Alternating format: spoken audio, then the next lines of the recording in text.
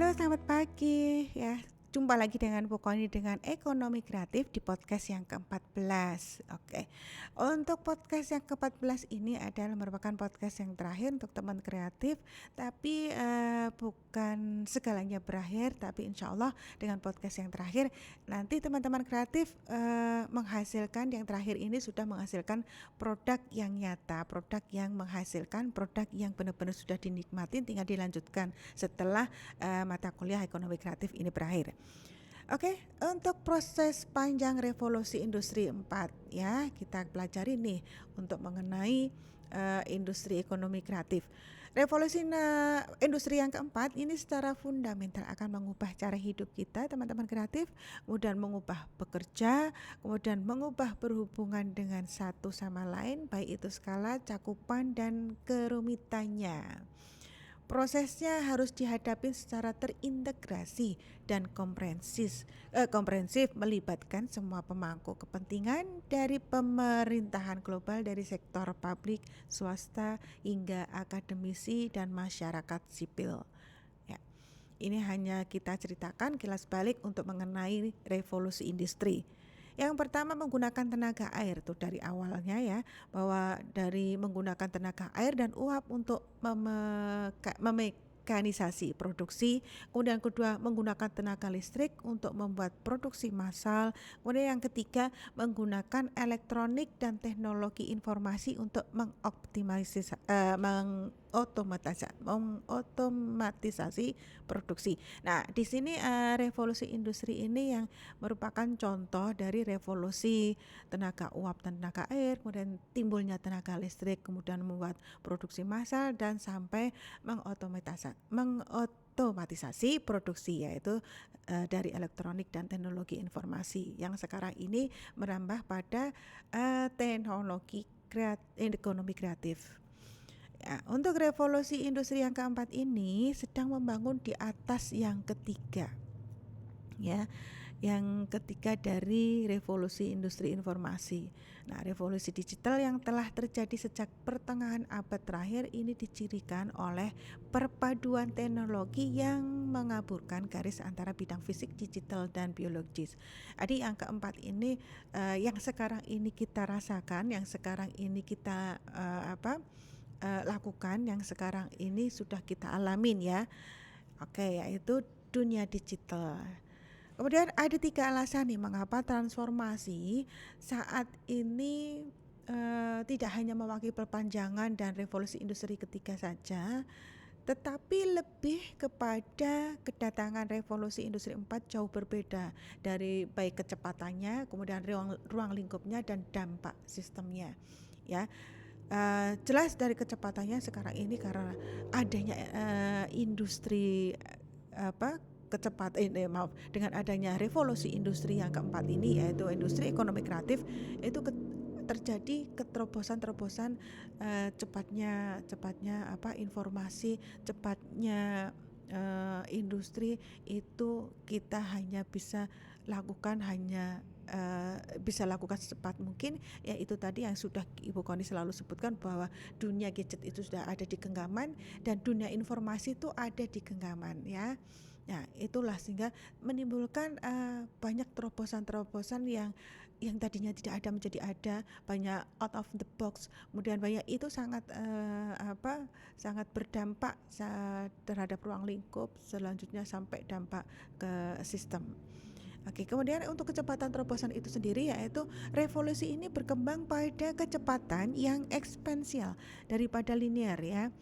Contohnya di sini adanya pertumbuhan yang eksponensial daripada linear ini adalah pergerakan ini sudah hanya secara linear atau konstan saja, tapi bahkan bisa naik, meningkat, baik itu meningkat tajam atau dengan pelan. Jadi pertumbuhan ekonomi sekarang bisa menjadi lebih naik atau meningkat lebih tajam lagi karena adanya kecepatan informasi di revolusi keempat ini. Kemudian tentunya harus diadaptasi ya teman-teman kreatif, hampir setiap industri di setiap negara. Dengan luas dan masifnya perubahan ini menandai transformasi seluruh sistem produksi, manajemen dan tata kelola. Sangat-sangat berpengaruh sekali untuk dunia zaman revolusi 4 ini, terobosan sekarang ini, karena semuanya terglobal dengan gadget, terglobal dengan informasi yang sangat terpampang luas dan nyata, yang hanya kita buka dengan satu sekali tekan tombol linknya saja kita langsung melihat informasi seluas-luasnya.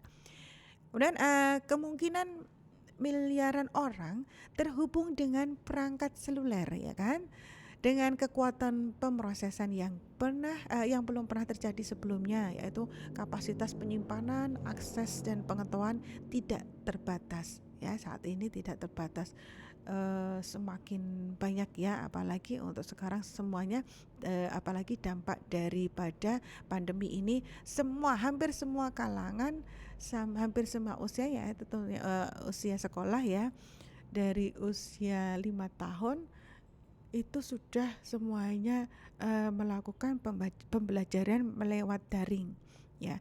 Lewat pembelajaran daring itu otomatis semakin dunia itu sangat-sangat sangat sempit, hanya berada di dalam sebuah gadget atau seluler yang bisa kita buka kapan saja, di mana saja, dan sebanyak apapun ya, sebanyak apapun, tentunya tergantung kuota ya teman-teman kreatif ya. Oke.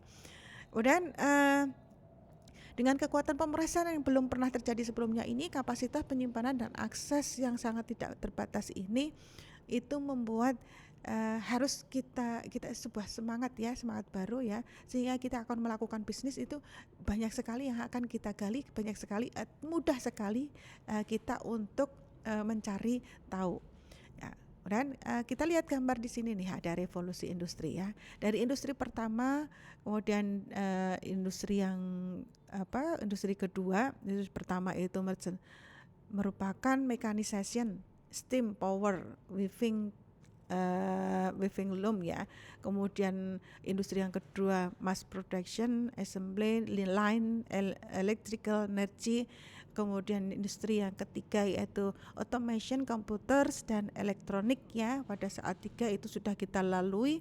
Kemudian yang sekarang ini kita sedang kita alamin yaitu cyber physical systems, internet of things dan network. Nah, ini yang saat ini yang sedang kita alami ya, bahwa merupakan tantangan nih di industri keempat ini, merupakan tantangan dan peluang revolusi. Akan kita lihat seperti apa ya.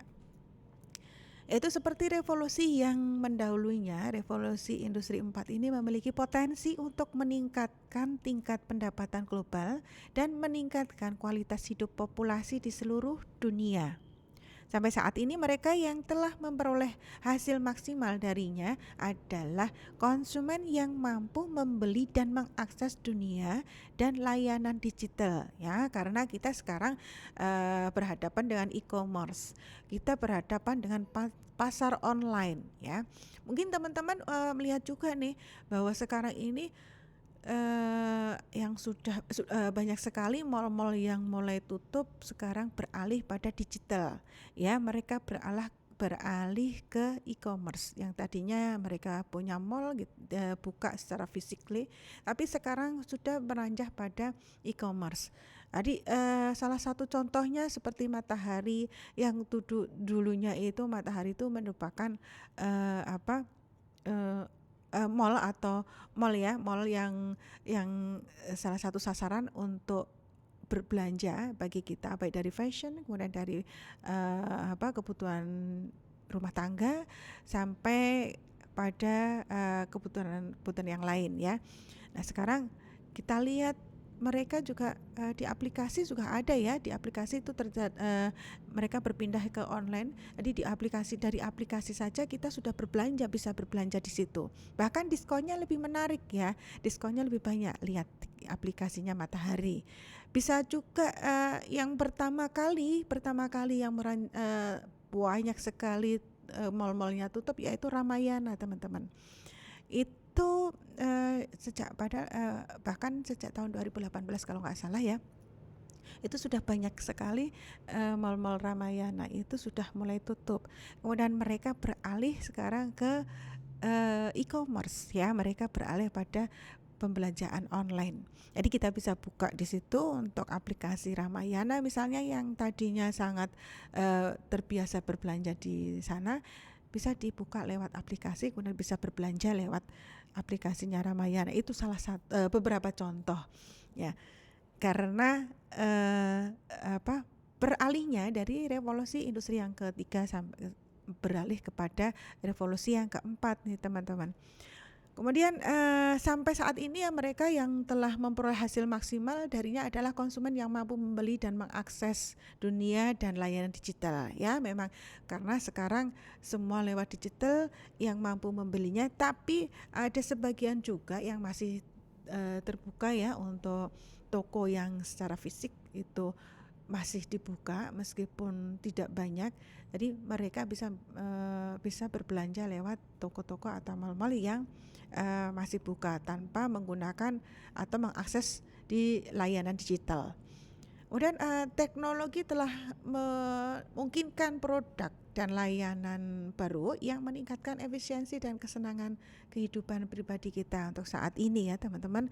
Salah satu contoh yaitu memesan taksi, memesan penerbangan, memesan dunia transportasi juga tinggal kita klik saja dalam satu genggaman, yaitu di gadget kita atau di handphone kita.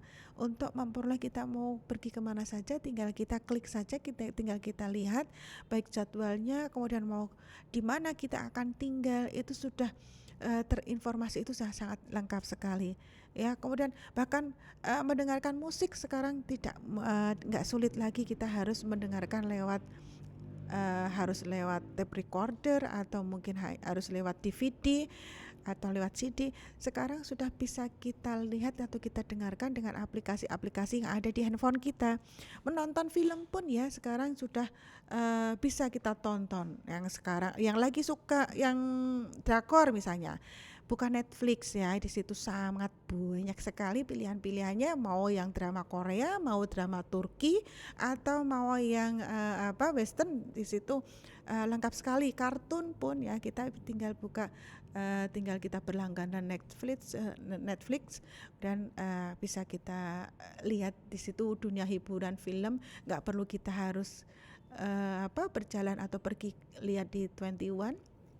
Kita bisa lihat dalam genggaman kita mau kemana aja, bisa kita menikmati hiburan secara mudah sekali, dan bisa dilakukan, semua ini bisa dilakukan baik dilakukan dari jarak sudah tidak merupakan sebuah kendala ya teman-teman kreatif.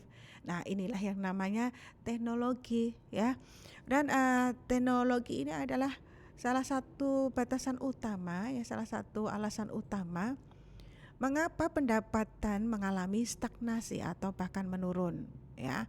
Bahkan untuk sebagian besar penduduk di negara-negara berpenghasilan tinggi itu pun juga sangat mengalami perubahan ya. Dan permintaan akan pekerjaan atau akan pekerja berketerampilan yang tinggi telah meningkat teman-teman. Ya, sementara permintaan akan pekerja yang dengan pendidikan rendah atau keterampilan rendah mengalami penurunan. Tapi di sini diperlukan bahwa selain keterampilan yang tinggi, kita perlu ilmu ya sebelum kita mempunyai skill. Tapi yang terutama sekarang adalah jika kita tidak mampu dalam mempunyai atau memiliki pendidikan yang lebih tinggi lagi, kita bisa melakukan terobosan dengan cara melihat secara otodidak ya. Kita otodidak itu sangat banyak sekali, kita tinggal lihat YouTube, kita tinggal lihat daftar di internet secara daring, kita bisa melihat di TikTok atau di Instagram atau Facebook, kita bisa meningkatkan skill. Yang terutama adalah bahwa semangat kita untuk melakukan sesuatu itu hal yang produktif ya teman-teman kreatif ya. Jadi tetap semangat untuk mencari, menggali terus wacana agar keterampilan kita selalu bertambah. Itu yang sangat terpenting ya. sehingga kita bisa menghadapi persaingan dengan kompetitor itu. Ini salah satu gambar daripada industri 4 nih yang sekarang ini, bahwa dalam genggaman kita bisa melihat atau kita bisa mendengar, bisa melihat, kemudian kita bisa membuka, bisa belajar dengan apa saja, kita bisa mendapatkannya dengan gadget kita atau dengan handphone kita. Meluasnya teknologi digital ini dan dinamika berbagai informasi yang dicirikan oleh media sosial, lebih dari 30% teman-teman kreatif, bahwa populasi global sekarang menggunakan platform media sosial untuk terhubung, belajar dan mencari berbagai informasi di dalamnya, ya. Nah, itu yang sudah kita alamin ya, teman-teman. Kemudian dampak pada bisnis, sisi penawaran, banyak industri melihat pengenalan teknologi baru yang menciptakan cara yang sama sekali baru ya, atau yang dari belum ada menjadi ada. Kemudian ada terobosan baru yang tadinya ada tapi harus diinovasi. Kemudian ada yang bahkan dari yang sudah diinovasi, kita melihat menciptakan keunggulan-keunggulan dari hasil kreasi kita atau produk kita. Nah, untuk melayani kebutuhan yang ada dan secara signifikan meningkatkan rantai nilai industri yang ada, teman-teman.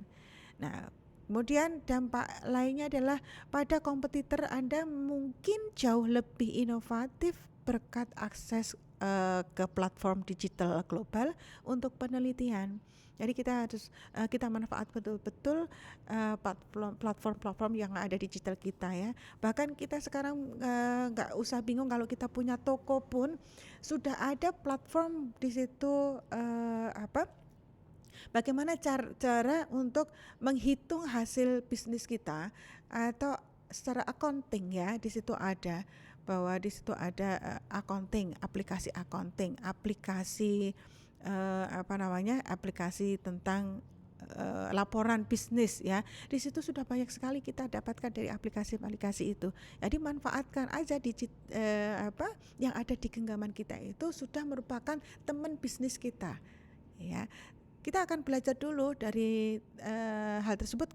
Bahkan kita banyak melihat mungkin ya teman-teman, kalau pernah melihat bahwa ada toko yang itu disupport dari salah satu donasi, misalnya ada toko yang mereka disupport dengan wifi, kemudian disupport dengan kasir. Nah, kasir juga bisa kita dapatkan dalam satu platform yang ada aplikasi ya, salah satu aplikasi yang bisa mudah kita dapatkan. Di situ sudah ada kasirnya, kemudian ada wifi-nya, kemudian toko itu disupport barang-barangnya, disediakan untuk kebutuhan yang akan dijual nanti beserta dengan tenannya. Nah, dari bisa kita kalau kita mencari informasi, misalnya kita pengen punya toko pun, coba deh buka di informasi-informasi atau di googling mengenai bagaimana cara mendapatkan fasilitas atau support seperti itu ya. Nah, kemudian berdampak pada kompetitor Anda ini, karena kita harus melihat nih kompetitor seperti apa, seperti yang Bu Koni lihat, seperti Bu Koni katakan di podcast sebelumnya, bahwa kita lihat di Google Trend, kita rajin lihat Google Trend, seberapa besar kompetitor yang akan kita hadapin ya teman-teman kreatif.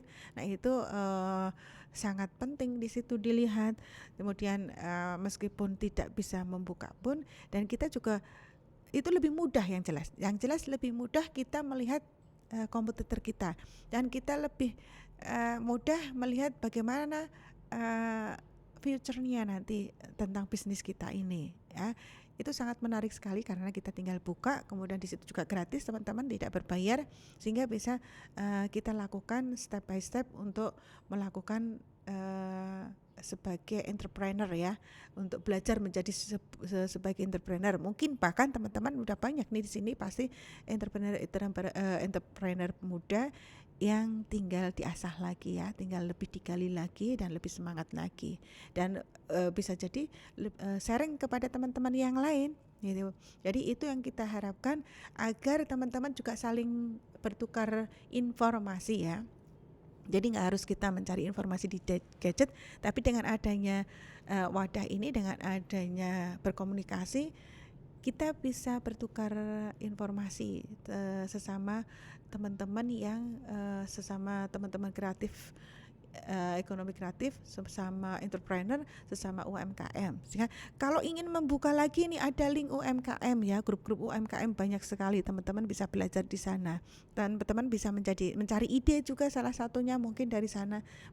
Ada banyak teman-teman kreatif yang sudah berhasil, bahkan ada yang baru belajar, bahkan ada yang mungkin mengalami gulung tikar atau lagi mengalami kesulitan. Di situ teman-teman kreatif nanti bisa menambah ilmu di sana. Gitu. Oke teman-teman kreatif, untuk podcast ke-14 insya Allah semoga bermanfaat buat semuanya. Mohon dimaafkan apabila terjadi kesalahan kata, kesalahan informasi, itu hanya karena Pukoni adalah manusia biasa. Tolong dimaafkan, dan informasi lagi supaya terjadi sharing di sini. Terima kasih semuanya. Semangat selalu. Wassalamualaikum warahmatullahi wabarakatuh.